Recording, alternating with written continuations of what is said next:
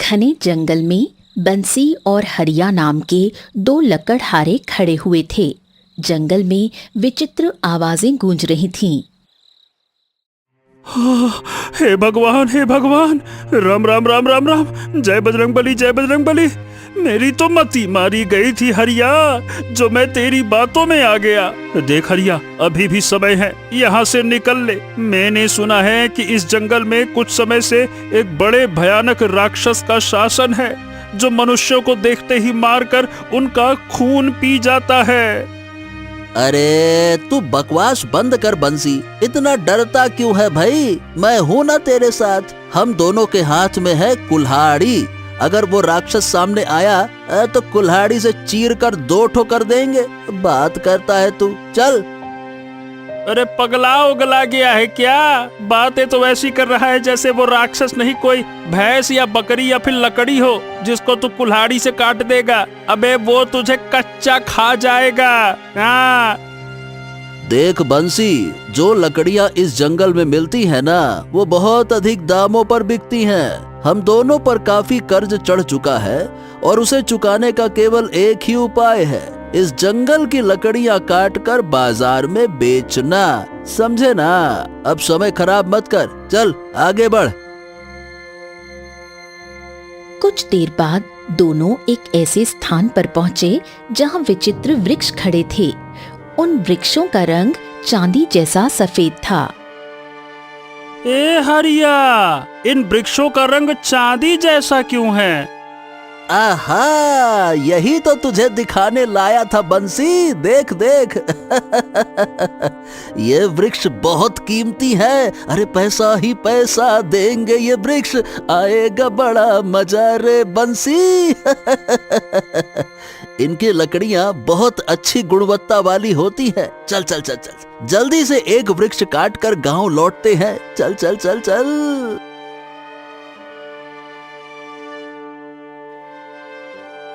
अचानक एक विचित्र चीख गूंजी।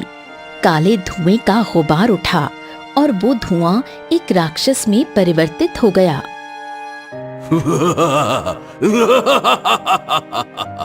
तुम दोनों से बड़ा मूर्ख मैंने कहीं नहीं देखा। जब सबको पता है कि मैं यहाँ किसी को जीवित नहीं छोड़ता, फिर भी तुम लोग बेवकूफों की तरह मरने के लिए चले आए।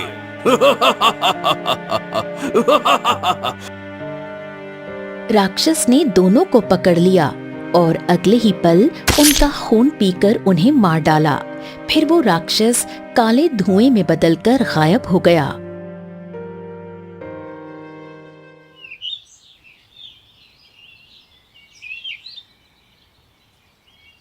कुछ दिनों बाद चकियापुर गांव के नानक चाचा गांव की सीमा पर बैठे थे। तभी वहां रामलाल नाम का दूध वाला आ पहुंचा। नानक चाचा, इतनी चिंता में क्यों डूबे हो? अरे ओ दूध वाले, तुझे कुछ खबर भी है?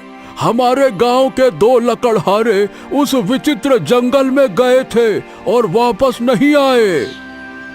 अच्छा अच्छा अच्छा अच्छा अच्छा, तुम बंसी और हरिया की बात कर रहे हो। अरे सारे गांव में वो दोनों बड़े अय्याश लोगों के नाम से मशहूर थे। जितनी मेहनत से पैसा कमाते थे, सब अय्याशी में उड़ा देते थे। इसी वजह से उन दोनों पर कर्ज चढ़ गया था और उसे चुकाने के लिए चले गए वो विचित्र जंगल में। अच्छा, तू इतना विश्वास से कैसे कह सकता है कि वो कर्ज चुकाने के इरादे से जंगल गए थे? बता। अब चाचा ऐसा है कि जाने से एक दिन पहले मेरी बंसी से मुलाकात हुई थी। उसने बताया था कि हरिया उसे विचित्र जंगल में ले जाना चाहता है। वहाँ विचित्र वृक्ष होते हैं जिनकी लकड़ी बहुत अच्छे दामों पर बिकती है। अब मैंने उसे हालांकि मना किया था, लेकिन अब क्या कहें चाचा, कौन सुनता है। इतना कहकर रामलाल वहां से चला गया। नानक चाचा गहरी सोच में डूब गए। उसी गांव में शंकर नाम का एक लकड़हारा रहता था। इस समय वो अपनी पत्नी गौरी की बीमारी से परेशान था। शंकर अपने घर के आंगन में बैठा था। तभी उसकी 10 वर्षीय पुत्री चमकी वहां पहुंची। पिताजी, माँ को बुरी तरह से खांसी हो रही है। ये सुनकर शंकर भागकर अपनी पत्नी गौरी के पास गया। ए गौरी, क्या हो गया? तू ठीक तो है? काहे खांस रही है? क्या बात है?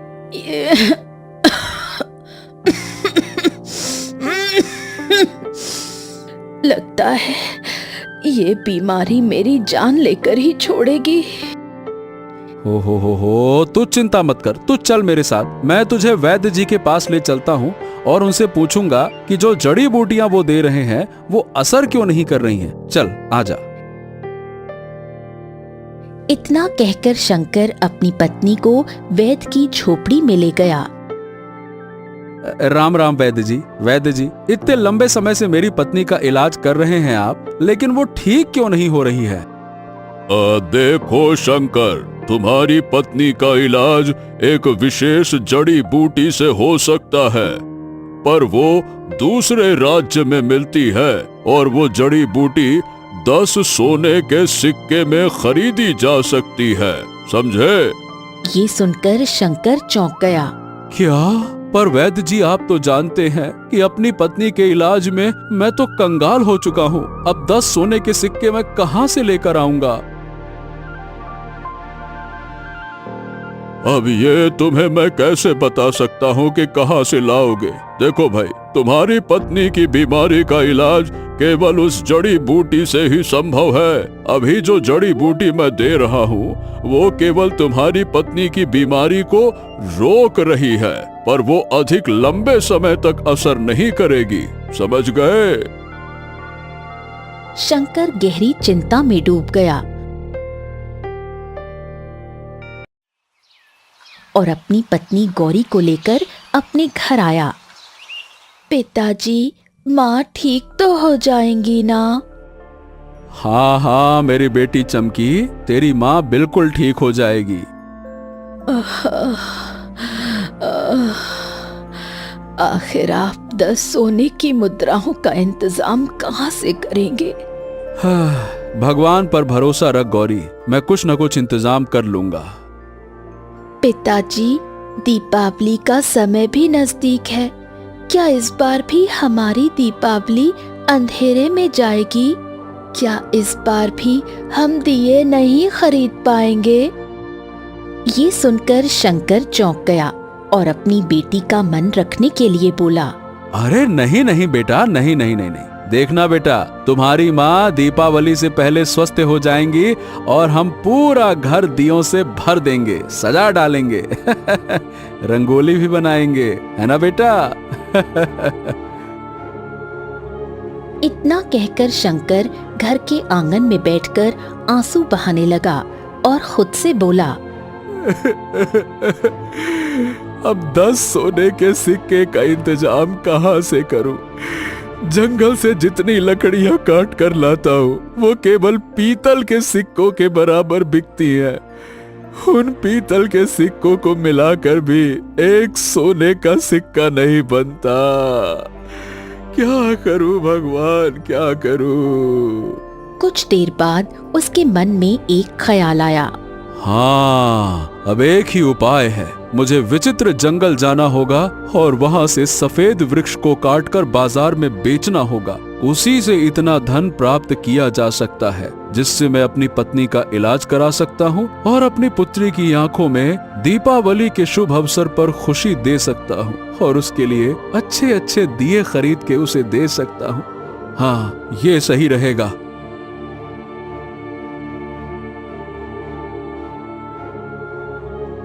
अगली सुबह वो कुल्हाड़ी उठाकर जंगल की ओर रवाना हो गया।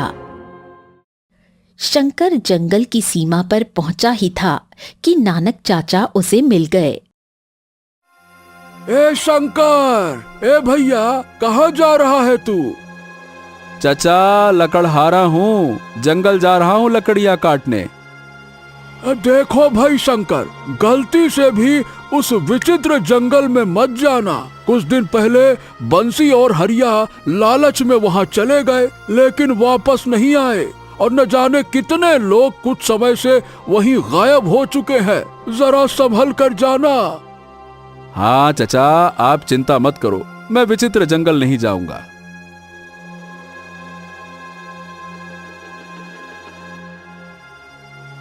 फिर भी वो बहुत दूर तक चला और अंततः विचित्र जंगल के बीच में खड़ा हुआ था, जहां चारों ओर सफेद रंग के वृक्ष लगे हुए थे। शंकर एक सफेद वृक्ष के पास गया। हाँ, जल्दी से इस वृक्ष की लकड़ियां काट लेता हूँ। तभी अचानक काला धुआं फैल गया और उस धुएं ने एक राक्षस की आकृति धारण कर ली।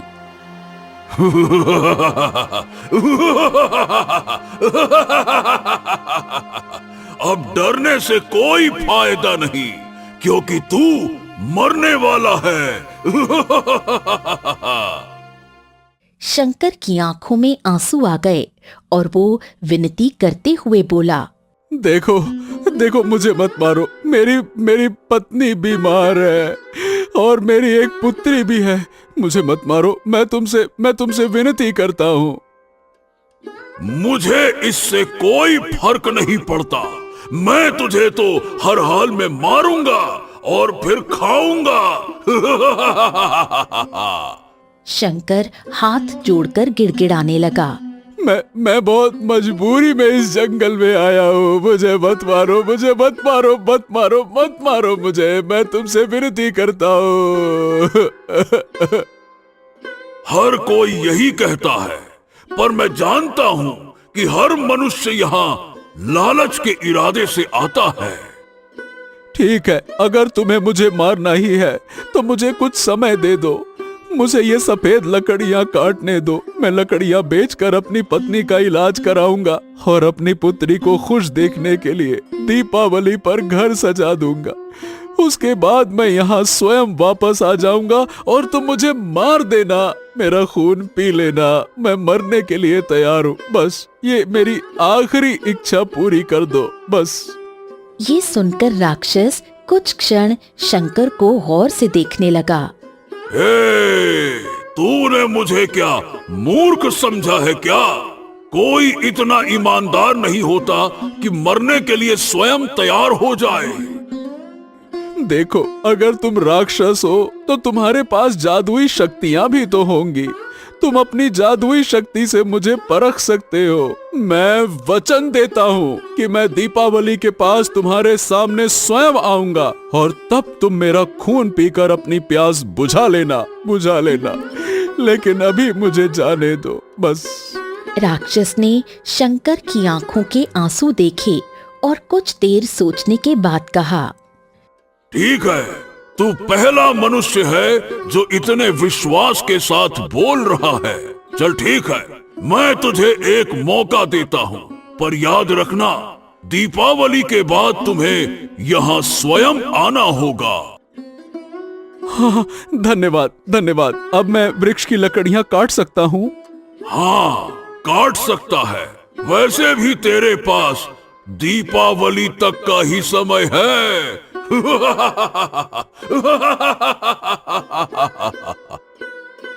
शंकर ने कुल्हाड़ी उठाई और सफेद वृक्ष को काटना शुरू कर दिया। कुछ देर बाद शंकर बहुत सारी लकड़ियां काटकर अपने सिर पर गठरी रखे गांव के बाजार में आया।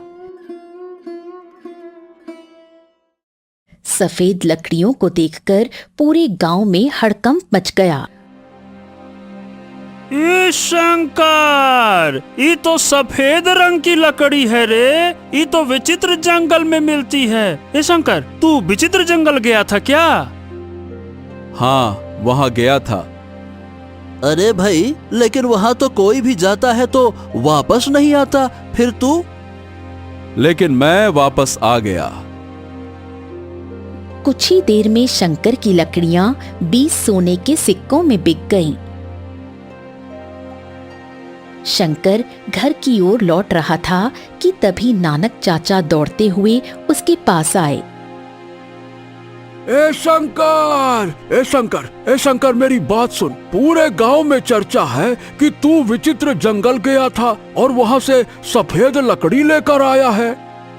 हाँ नानक चाचा, बात सच है। अरे लेकिन शंकर, उस जंगल में जो भी जाता है वापस नहीं आता। वहाँ एक राक्षस रहता है जो लोगों को मार देता है। उसने तुम्हें नुकसान नहीं पहुँचाया क्या? ऐसा कैसे हो सकता है?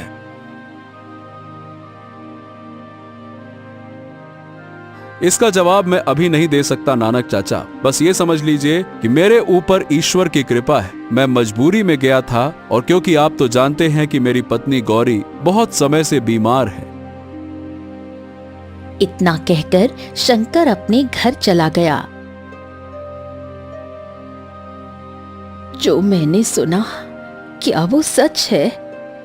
क्या तुम वास्तव में विचित्र जंगल गए थे? हाँ गौरी, गया था, तो इसमें चिंता करने की क्या बात है भाई? अब गांव का हर आदमी मुझे ऐसे देख रहा है जैसे मेरा वापस आना कोई चमत्कार हो गया हो। हाँ नहीं तो। आपका वापस आना चमत्कार ही है। ये तो ईश्वर की कृपा है कि आपको कुछ नहीं हुआ। वहां तो एक राक्षस का शासन है जो किसी को जीवित नहीं छोड़ता। अब आप वचन दीजिए कि आप दोबारा उस जंगल में नहीं जाएंगे। शंकर ने फीकी मुस्कान के साथ अपनी पत्नी की ओर देखा। ए गौरी गौरी, तुम भी जानती हो कि मैं उस जंगल में क्यों गया था। अरे भाई, तुम्हारी बीमारी का इलाज जो कराना था ना, इसीलिए। इतना कहकर शंकर ने अपनी पुत्री चमकी की ओर देखा। और मेरी बेटी की इच्छा थी कि इस दिवाली हमारा घर दियों से सजे, इसीलिए तो गया था। गौरी मुस्कुरा दी, पर शंकर ने जरा भी ये जाहिर नहीं होने दिया कि वो राक्षस से क्या वादा करके आया था।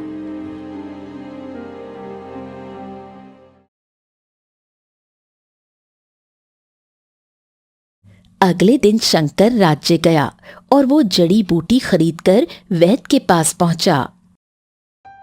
वैद्य जी, ये रही वो जड़ी बूटी, लीजिए। बहुत अच्छा, बहुत अच्छा। अब तुम इसे अपनी पत्नी को खिला देना, वो निश्चित ही स्वस्थ हो जाएगी। हाँ। शंकर घर लौटा और जड़ी बूटी अपनी पत्नी गौरी को दी।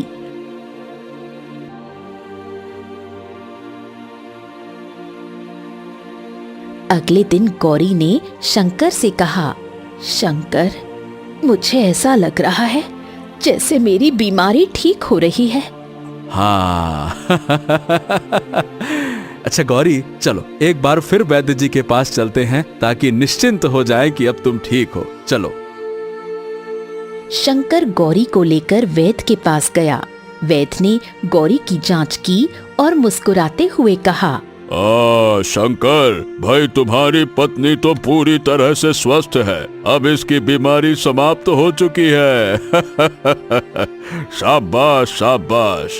ये सुनकर शंकर खुशी से अपनी पत्नी को घर ले आया। पिताजी, दीपावली को केवल 5 दिन रह गए हैं। चिंता मत कर बेटा, मैं तेरे लिए राज्य से बहुत अच्छे दिए खरीद कर लाऊंगा। तभी एक सैनिक वहां पहुंचा। क्यों भाई, तुम्हारा नाम ही शंकर है ना?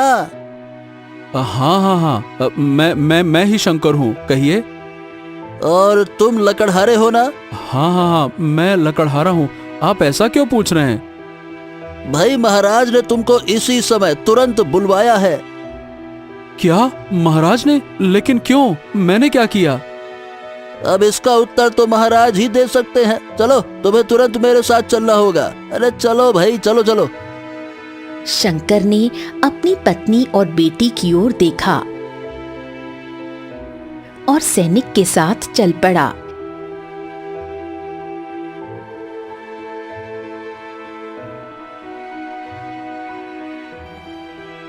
इधर राजा सूरज दीवार पर टंगी बूढ़े व्यक्ति की तस्वीर को बहुत गौर से देख रहे थे। तभी उनका मंत्री पहुंचा। महाराज, मैं आपका दुख समझ सकता हूँ।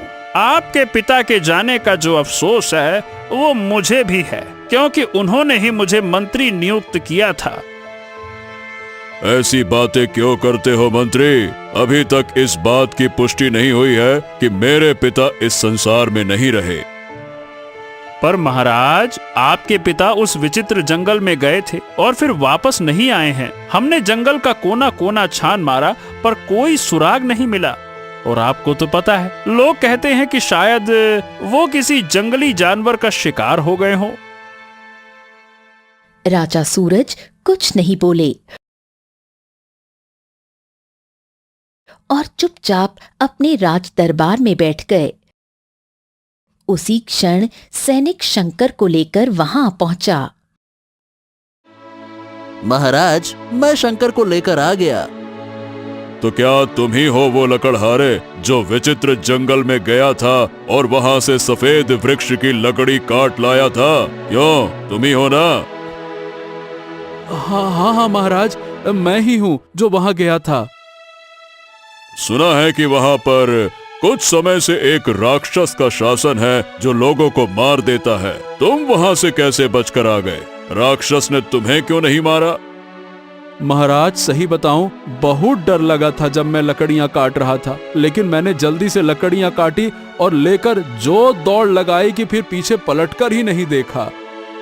राजा सूरज ने शंकर को गहराई से देखा। यानी शायद ईश्वर की कृपा रही होगी।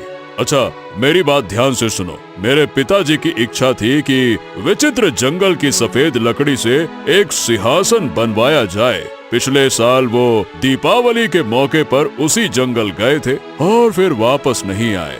मैं उनके सपने को पूरा करना चाहता हूँ, तो तुम एक काम करो, दोबारा वहाँ जाओ और जितनी लकड़ियाँ ला सकते हो लेकर आओ। मैं अपने महल के लिए एक सुंदर सिंहासन बनवाना चाहता हूँ और तुम्हें इस काम के लिए 50,000 सोने के सिक्के भी दूंगा। ये सुनकर शंकर चौंक गया। 50,000 सोने के सिक्के? दीपावली के बाद तो मुझे राक्षस के पास जाना होगा। अगर ये इनाम मिल गया तो मेरी पत्नी और बेटी को किसी पर निर्भर नहीं रहना पड़ेगा। हाँ, महाराज, आपको जितनी भी लकड़ियाँ चाहिए मैं एक ही बार में ला दूंगा, बस लाने की व्यवस्था करवा दीजिए। ठीक है, मैं 3 बैलगाड़ियों का इंतजाम करवा दूंगा। तुम इन 3 बैलगाड़ियों के साथ अभी रवाना हो जाओ। जब तुम उन बैलगाड़ियों में सफेद लकड़ी भरकर लाओगे तो मैं तुम्हें 50,000 सोने के सिक्के दे दूंगा। जाओ। राजा सूरज ने तुरंत बैलगाड़ियों का इंतजाम कराया और कुछ ही समय में शंकर उन बैलगाड़ियों को लेकर विचित्र जंगल की ओर रवाना हो गया। शंकर उसी स्थान पर पहुंचा जहां पिछली बार आया था। वहां काला धुआं फैला और एक राक्षस प्रकट हुआ।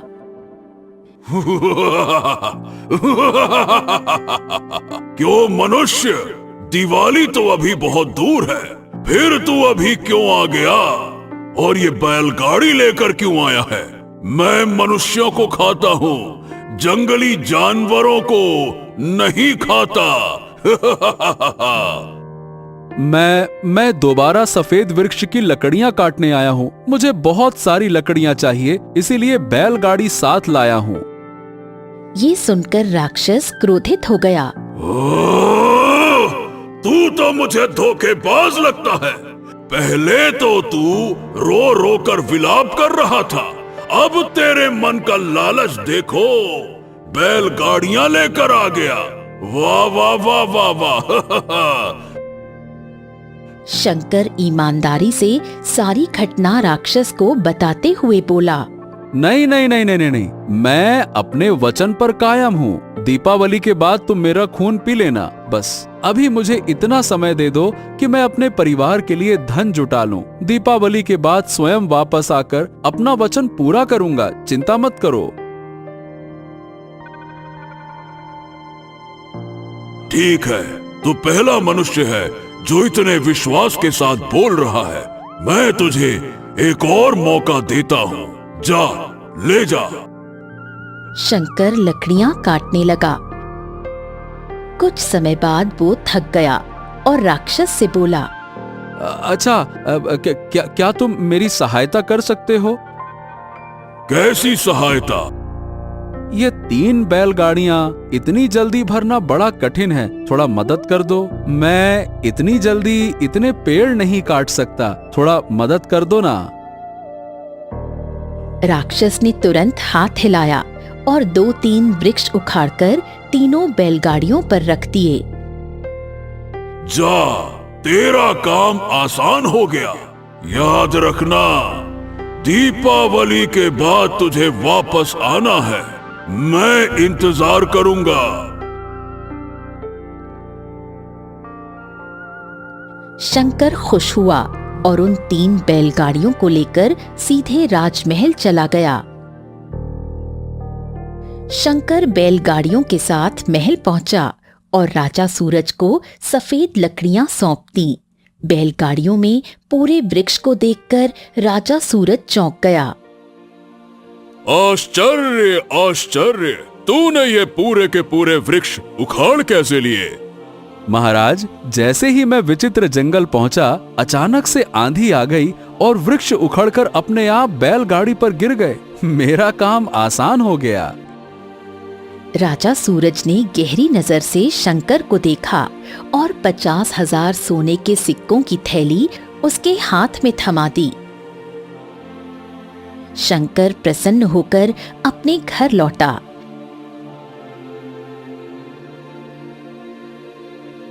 शंकर ने पूरी घटना गौरी को बताई और उसने वो थैली अपनी पत्नी गौरी के हाथों में रख दी। अरे गौरी, देखो देखो देखो! ईश्वर ने हमें धनवान बना दिया, ये देखो। हे भगवान, आपने दोबारा उस जंगल में जाने की हिम्मत कैसे की? आखिर क्या जरूरत थी?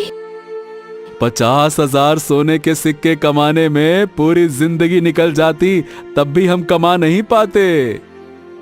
वचन दो कि अब कभी उस जंगल में नहीं जाओगे। शंकर हल्की मुस्कुराहट के साथ चुप रहा।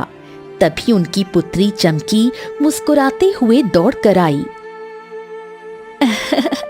पिताजी, अब तो हम बहुत धनवान हो गए। हाँ मेरी गुड़िया, हाँ। समय यूं ही बीतता गया और दीपावली का दिन आ गया।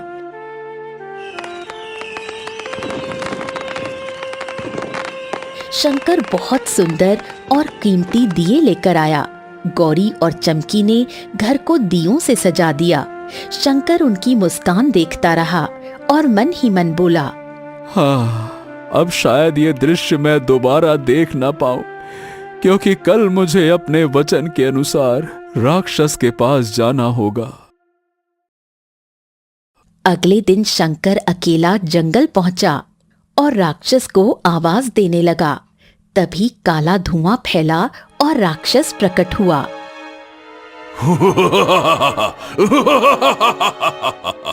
मुझे विश्वास नहीं हो रहा कि तू खुद चल कर आ गया।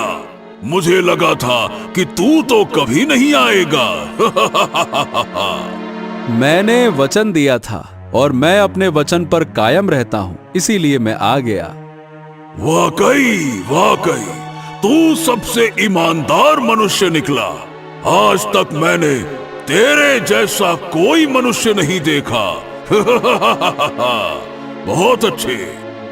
जैसे ही राक्षस शंकर को पकड़ने के लिए आगे बढ़ा, एक तेज धमाका हुआ और राक्षस रंग बिरंगी किरणों में बदलकर एक बूढ़े राजा में परिवर्तित हो गया।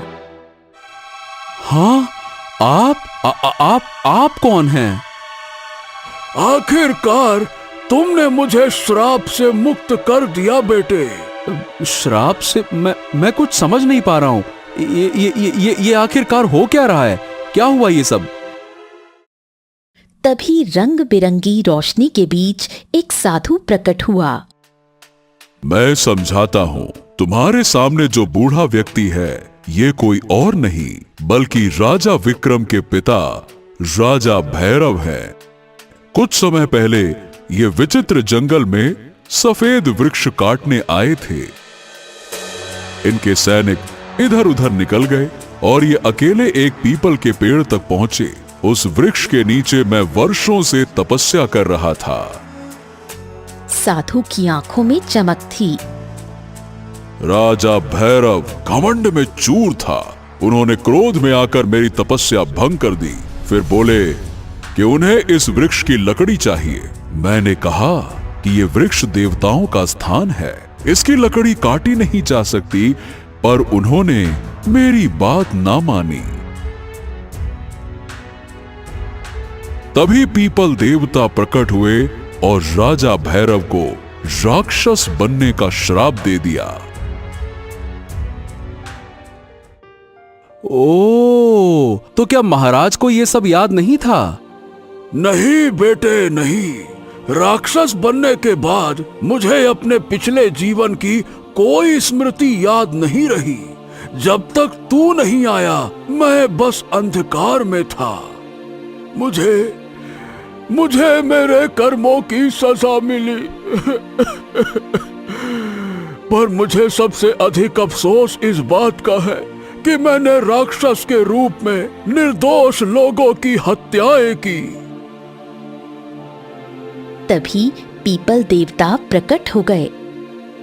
तुम चिंता मत करो। जिन लोगों की तुमने हत्याएं की वो सब लालच से भरे हुए मनुष्य थे। ऐसे लोगों को इस संसार में रहने का कोई अधिकार नहीं था। अब मैं पुनः अपनी तपस्या करने जा रहा हूँ। साधु वहां से चला गया